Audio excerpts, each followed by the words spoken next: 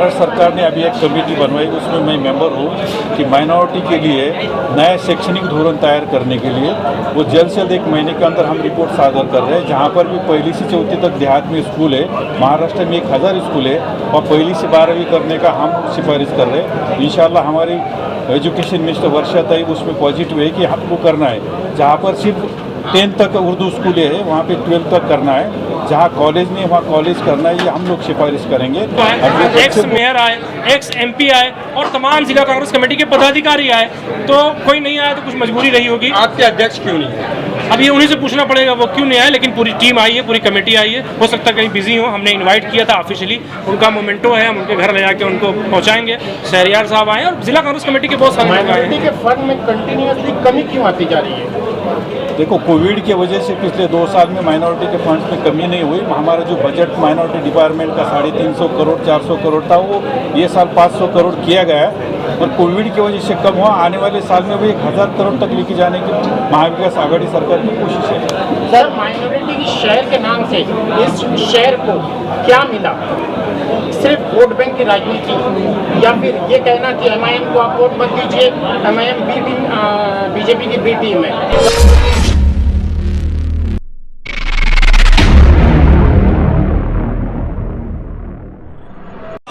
एक बार जोरदार तालियों से हम जिनका पिछले कई सालों से इंतजार कर रहे थे कि वो भिवंडी में तशरीफ लाए, अल्लाह को मंजूर था ऐसा कि जब मैं अध्यक्ष बना तभी वो साहब तशरीफ लाए। हमारे बहुत ही अजीज हमारे लीडर जनाब MM शेख साहब, एक बार जोरदार तालियों से उनका भी इस्तेमाल करें। अल्लाह ने उनको एक नई जिंदगी दी है, क्योंकि बहुत बीमार थे, कई प्रोग्राम हुआ लेकिन वो नहीं आ सके थे।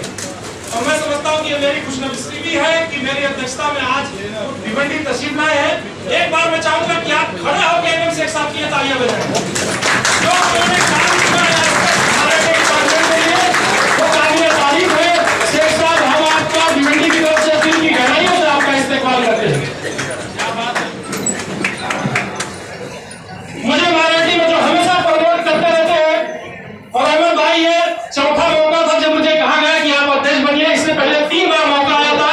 हमेशा हमारे अनीस कुरैशी साहब कहते थे अध्यक्ष बनो, लेकिन मैं ना बोलता था। चौथी बार बनाओ तो अनीस भाई के लिए जोरदार तालियों से हमारे एक ऐसे साथी जो पूरे महाराष्ट्र में जिनकी एक अलग पहचान है, जिनके बगैर मैं समझता हूँ कि माइनॉरिटी डिपार्टमेंट अधूरा है। सबकी जान भाईजान, भाईजान के लिए भाईजान ने जो भी शेख साहब के साथ जिस तरीके से माइनॉरिटी डिपार्टमेंट को पूरे महाराष्ट्र में चलाने का काम किया है, एक अलग पहचान उन्होंने बनाई है। भाईजान से आपका बहुत बहुत स्वागत करते हैं हम भिवंडी की तरफ से। स्टेज पे मौजूद हमारे बड़े भाई जिन्होंने हमेशा मुझे सही बात दिखाई, हमारे प्रदेश कांग्रेस कमेटी के महासचिव जनाब तारिक फारूकी साहब का मैं स्वागत करता हूं। भिवंडी की एक ऐसी शख्सियत जिसको ये कह सकते हैं कि वो सेकुलर का सबसे बड़ा चेहरा है, और जिसने को भिवंडी ने बहुत प्यार किया और उन्होंने भिवंडी से बहुत प्यार किया। उनको पहली बार जब महानगर पालिका बनी तो उन्हें महापौर बनने का सौभाग्य मिला। जब MP की सीट बनी पहली बार तो वो MP बने।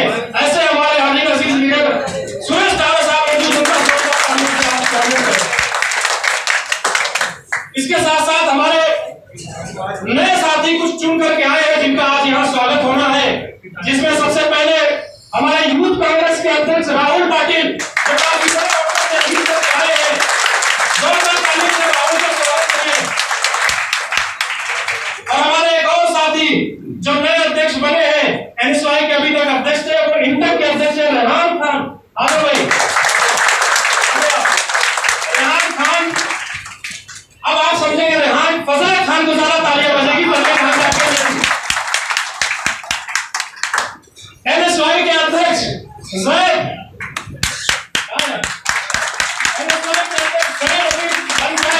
इनका भी स्वागत। जैद की टीम का है, तालियां बजाओ जरा। स्टेज पे और स्टेज के सामने हमारे बहुत सारे अजीज, बहुत सारे पार्टी से मोहब्बत रखने वाले, बिलखुसूस मुझसे भी सामने हमारे सबसे पहले फायर ब्रांड लीडर जिनको हम कहते हैं डॉक्टर साहब फजले खान साहब। फजले खान खान साहब के लिए जोरदार तालियां। एक नगर सेवक ऐसा जो हमेशा महासभा में सत्ता के खिलाफ हमेशा आवाज उठाता है, भिवंडी की आवाज को बुलंद करता है, अरुण राउत साहब।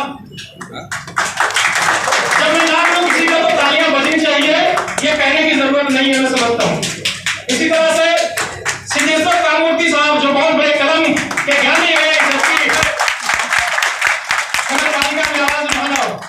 हमारे माजी डिप्टी मेयर जनाब डॉक्टर नूरुद्दीन साहब, उनका स्वागत है। और एक नाम ऐसा जिन्होंने मुझे हमेशा बड़ा बनाया है, हमेशा मुझे मोहब्बत की है और हमेशा हम भी उन पर गर्व करते हैं। एक मराठा लाख मराठा हमारे कुमार फतेह साहब, आपका जोरदार स्वागत है। हमारे नगर सेवक जाकिर मिर्जा साहब, बहुत टेंशन होने वाला है भाई। हमारी आपा स्टेज पे नहीं बैठी है, सामने बैठी है। रेहाना आपा जो मेरी बड़ी बहन है, हमेशा एक ग्रुप बनाकर टीम बना करके हम लोग को हमेशा सपोर्ट करती है।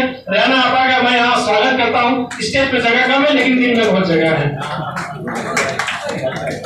हमारे नगर सेवक आरिफ खान, जिनको सब बड़े प्यार से आरिफ दादा कहते हैं, समाजवादी पार्टी वाले ज्यादा उनसे टेंशन में रखते हैं, आरिफ दादा। एक नाम ऐसा है अहमद भाई, इस भीड़ में मैं समझता हूं कि सबसे पुराने कांग्रेसी हैं वो, और हम सब उन पर बड़ा गर्व करते हैं। उनकी उम्र ज्यादा है लेकिन मैं समझता हूं कि वो जो जज्बा उनका काम करने का वो जवानों से भी बड़ा है। उन्होंने मुझे रात में 12 बजे फोन किया कि मेरे लिए कोई काम बताइए। मैंने कहा आप आएंगे, यही सबसे बड़ा काम रहेगा। और वो सबसे पहले आपके हाथ में मौजूद है शाल बुके और एक मोमेंटो।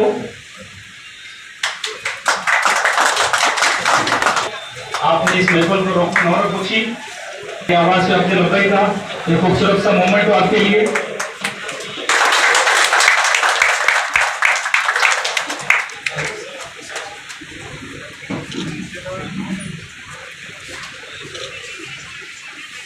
बहुत शुक्रिया शेख साहब, आप यहाँ आए, आपने हमारी आवाज में लगाई था, एक मोमेंट तो आपके लिए। बहुत शुक्रिया।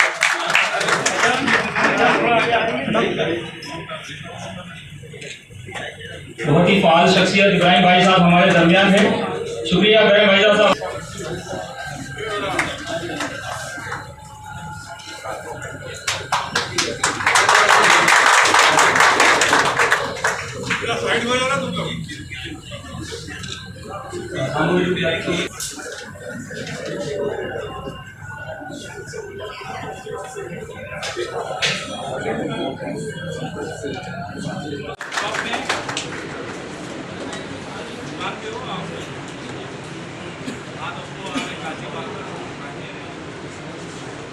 बहुत शुक्रिया तारिक भाई आप।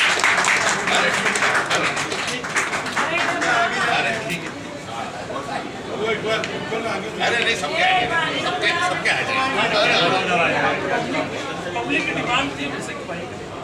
अनीस भाई बहुत शुक्रिया, आपने महफिल को रौनक बख्शी।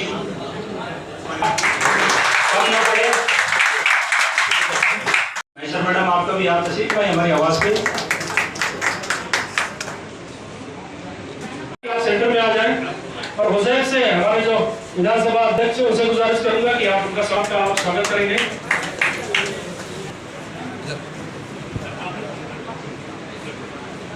करने वाले अटवाल साहब से गुजारिश है कि आप आगे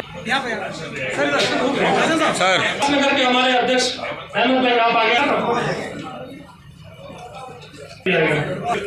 यासीन भाई हमारे प्रदेश के अध्यक्ष हैं, आपको स्वागत। भाई के लिए शाल बुके, ये स्वागत राहुल भाई आपका माइनॉरिटी डिपार्टमेंट की तरफ से है। आप अहमद भाई करेंगे क्यों सर?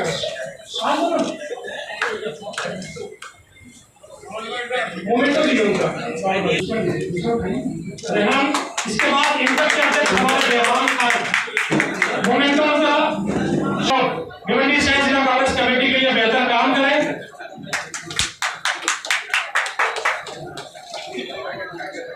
एक शाल और उनके एनएसवाई अध्यक्ष के लिए मैं अनीस कुरैशी साहब से गुजारिश करूंगा कि आपको दवाएं दे सकता तो नहीं कह सकता, अनीस ये बाहर नहीं आना चाह रहे थे।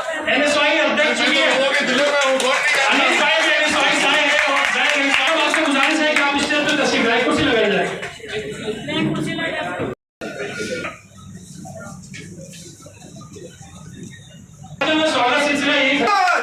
और एक जमीन से जुड़े हुए दिग्गज जनाब अहमद खान साहब, महाराष्ट्र प्रदेश माइनॉरिटी किसी तरह का अपना मौका नहीं देता है। बोल देते ना पहले।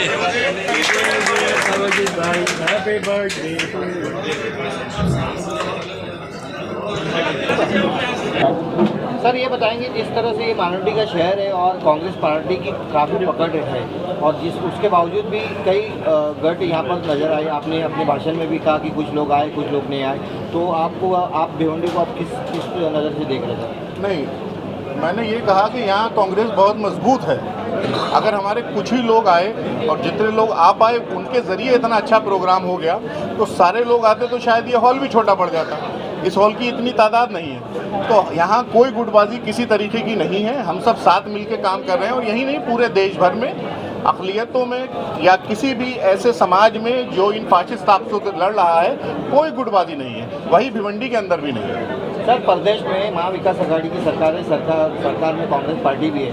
माइनॉरिटी का शहर होने के बावजूद भी यहाँ पर कोई सरकारी इंस्टीट्यूट नहीं है या माइनॉरिटी के लिए जो सरकारी उर्दू स्कूल होनी चाहिए, उर्दू स्कूल है मतलब इंस्टीट्यूट, बड़ा इंस्टीट्यूट नहीं है उनके लिए। जो आज बच्चे यहाँ से जाते हैं मुंबई तो उनके लिए काफ़ी दिक्कत आती है, उसके लिए कुछ सरकार कर रही है या माइनॉरिटी कुछ कर रही है? महाराष्ट्र सरकार ने अभी एक कमेटी बनवाई, उसमें मैं मेंबर हूँ, कि माइनॉरिटी के लिए नया शैक्षणिक धोरण तैयार करने के लिए वो जल्द से जल्द 1 महीने के अंदर हम रिपोर्ट सादर कर रहे हैं। जहाँ पर भी 1ली से 4वीं तक देहात में स्कूल है, महाराष्ट्र में 1000 स्कूल है, और 1ली से 12वीं करने का हम सिफारिश कर रहे हैं। इंशाल्लाह हमारी एजुकेशन मिनिस्टर वर्षा तैयब उसमें पॉजिटिव है कि हमको करना है। जहाँ पर सिर्फ 10th तक उर्दू स्कूल है वहाँ पे 12th तक करना है, जहाँ कॉलेज नहीं वहाँ कॉलेज करना है, ये हम लोग सिफारिश करेंगे। और जो बच्चे को वहाँ पर प्रेजेंट रहने का भत्ता मिलता था उसको डबल कर रहे हैं, और स्कॉलरशिप के लिए भी माइनॉरिटी के बच्चों को डबल से करने की हम कोशिश कर रहे हैं। वो हमारे रिपोर्ट में दाखिल हो जाएगा, और जहाँ पर भी स्कूलों की ज़रूरत है वहाँ ज़रूर स्कूल खोलने के लिए हमारी कमेटी सिफारिश करेंगे, और हमारे मिनिस्टर वर्षा गायकवाड़ उसमें ज़रूर अमल करेंगे। सर महाविकास आघाड़ी में आप हैं, माइनॉरिटी के फंड में कंटिन्यूसली कमी क्यों आती जा रही है? देखो, कोविड की वजह से पिछले 2 साल में माइनॉरिटी के फंड्स में कमी नहीं हुई। हमारा जो बजट माइनॉरिटी डिपार्टमेंट का 350 करोड़ 400 करोड़ था, वो ये साल 500 करोड़ किया गया है, और कोविड की वजह से कम हुआ। आने वाले साल में भी 1000 करोड़ तक लेके जाने की महाविकास आघाड़ी सरकार की कोशिश है। सर माइनॉरिटी शहर के नाम से इस शहर को क्या मिला? सिर्फ वोट बैंक की राजनीति, या फिर ये कहना कि MIM को आप वोट मत दीजिए, MIM बीजेपी की बी टीम है, तो माइनॉरिटी को मिला क्या? देखो, अभी स्पिनिंग का मिल का जो चल रहा था मसला, तो उसके लिए अभी तो 99% उस पर वर्क हुआ है। उनको जो सहूलतें देने के, इसलिए महाराष्ट्र गवर्नमेंट ने खासतौर पे हमारे ऑनरेबल मिनिस्टर असलम शेख साहब ने एक कमेटी बनाई, उसमें अभी 7 मेंबर्स काम कर रहे हैं। भिवंडी से 2 मेंबर्स लिए गए, एक से MLA हमारे रशीद ताहिर खान साहब को लिया गया, डॉक्टर नूर साहब को लिया गया, और बाकी जगह से भी ये कमेटी एक रिपोर्ट दाखिल करने वाली है कि पावर लूम वालों के लिए क्या सहूलतें दे सकते हैं, इलेक्ट्रिसिटी दे सकते हैं, या जो उनको लोन दिया गया उसका इंटरेस्ट भी कैसा माफ़ कर सकते हैं। इसके लिए कमेटी बनाएंगे, और रिपोर्ट आने के बाद महाविकास आघाड़ी सरकार बिल्कुल पॉजिटिव निर्णय लेगी। सर एक सवाल एक और है मेरा, MIM को लेकर एक सवाल है कि जैसे MIM पार्टी माइनॉरिटी का वोट काटती है, और इस तरह से आपका जो दावा है कि वो मुस्लिम माइनॉरिटी का वोट काटेगा, तो और भी छोटी छोटी पार्टियां हैं और दूसरी पार्टियां भी है जो माइनॉरिटी का वोट कट करती है, उनके बारे में आप नहीं कुछ कहेंगे? या फिर अभी जो सरकार में जो बातें चल रही है, तिगाड़ी जो विकास आघाड़ी है, उसमें MIM पार्टी ने अपनी ऑफर दी है, उसमें नाना भाऊ पाटोले ने कहा कि अभी मेरे पास ऑफर आया नहीं लेकिन सोच सकते हैं, तो उसमें आप क्या कहेंगे? एक तरफ आप कह रहे हैं कि हम लेंगे और दूसरी तरफ कह रहे हैं कि वोट काटती है। देखिए, मैंने जो बात कही है वो बात मैंने ये नहीं कही कि वो वोट काटती है, मैंने ये कहा है कि वो दूसरी तरफ का जो वोट है उसे वो एक तरफ कर देती है, जिससे हमें नुकसान उठाना पड़ता है। एक बात। दूसरी बात, जो बात नाना भाऊ ने कही है उस पर मैं कुछ भी जवाब नहीं दे सकता। वो माननीय प्रदेश अध्यक्ष जी हैं और उनके नेतृत्व में हम सब लोग यहाँ महाराष्ट्र में काम कर रहे हैं। पार्टी संविधान के हिसाब से वो हमारे पॉलिटिकल गार्जियन है महाराष्ट्र के अंदर। तो उनका जो भी चीज़ें रहेंगी, वो जो भी सोचेंगे समझेंगे, वो उनका डिसीजन रहेगा। और क्योंकि वो हमारे प्रदेश अध्यक्ष हैं, वो जो भी फैसला लेंगे हम उनके साथ हैं। भाई ये बताइए, आज यहाँ पर माइनॉरिटी का एक कार्यक्रम रखा गया था, उस बारे में थोड़ा बताइए। साथियों, चूँकि मैं अध्यक्ष बना और पहली बार एक प्रोग्राम मेरे अध्यक्षता में हुआ, मेरे बनने के बाद, जिसकी अध्यक्षता हमारे सुरेश टावरे साहब ने की। चूँकि लोगों को जोड़ना मेरा हमेशा से पेशा रहा कि लोगों को जोड़ के चलो, और मुझे जो जवाबदारी मिली है उसकी के लिए मैंने तमाम साथियों की मदद से एक बेहतरीन प्रोग्राम आप देख सकते हैं कि हुआ है, जिसमें हमारे दिल्ली से हमारे एक नेता जो यहाँ के महाराष्ट्र के इंचार्ज है वो आए, हमारे प्रदेश के चेयरमैन साहब यहाँ पे तशरीफ लाए, अनीस भाई, तमाम लोगों ने बड़ी अच्छी बातें की, समाज को एक संदेश देने का काम किया, पार्टी को जोड़ के कैसे मजबूत करना उसके लिए काम किया जाए, उसके लिए उनका संदेश था। और मैं बहुत मुबारकबाद दूंगा तमाम साथियों का जिनकी वजह से ये प्रोग्राम सफल हुआ है कि माइनॉरिटी डिपार्टमेंट का प्रोग्राम इससे पहले कभी ऐसा यहाँ नहीं हुआ था। मैं तमाम मीडिया के साथियों का शुक्रिया अदा करता हूँ, उन्होंने अपना कीमती समय दिया और अध्यक्ष बनाऊं ये नहीं कि कार्यक्रम किया, मुझे बहुत सारे मुद्दों पर अध्यक्ष बनने के बाद काम करने हैं। बहुत जल्दी मैं अपनी टीम बना करके टीम के साथियों के साथ भिवंडी शहर के एजुकेशन का मुद्दा सबसे बड़ा है जो माइनॉरिटी उठाएगी।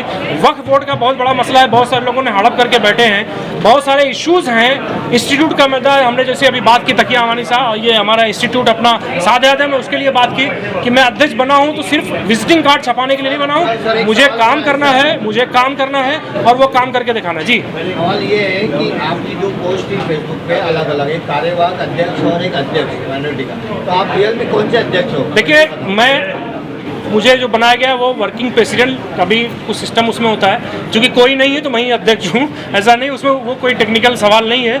और अध्यक्षता में ये प्रोग्राम हुआ है और कोई दूसरा अध्यक्ष तो है नहीं कि वर्किंग की बात है, बस वो टेक्निकल पॉइंट। तो आप कार्यवाहक अध्यक्ष हो जाएंगे? नहीं, ये पार्टी का मसला है, ये मीडिया का मसला नहीं है कौन बनेगा, लेकिन फिलहाल मुझे काम करना, मुझे जिम्मेदारी जो हमारे बड़े लीडर्स ने दी है मैं उसको निभाऊंगा इंशाल्लाह। इकबाल भाई, कांग्रेस के सारे नेता एक मंच पर नहीं दिखाई दिए सर। देखिए, बहुत बड़ी पार्टी है, कोई न कोई मजबूरी किसी न किसी की रहती है, वो नहीं आते हैं, उस पर मैं कोई कटाक्ष नहीं करना चाहता हूँ, हो सकता ना, लेकिन आप ये देखें कि इस प्रोग्राम में 2 प्रदेश के महासचिव आए, एक्स मेयर आए, एक्स MP आए और तमाम जिला कांग्रेस कमेटी के पदाधिकारी आए, तो कोई नहीं आया तो कुछ मजबूरी रही होगी। आपके अध्यक्ष क्यों नहीं? अब ये उन्हीं से पूछना पड़ेगा वो क्यों नहीं आए, लेकिन पूरी टीम आई है, पूरी कमेटी आई है, हो सकता है कहीं बिजी हो, हमने इन्वाइट किया था ऑफिशियली, उनका मोमेंटो है, हम उनके घर ले जाके उनको पहुँचाएंगे।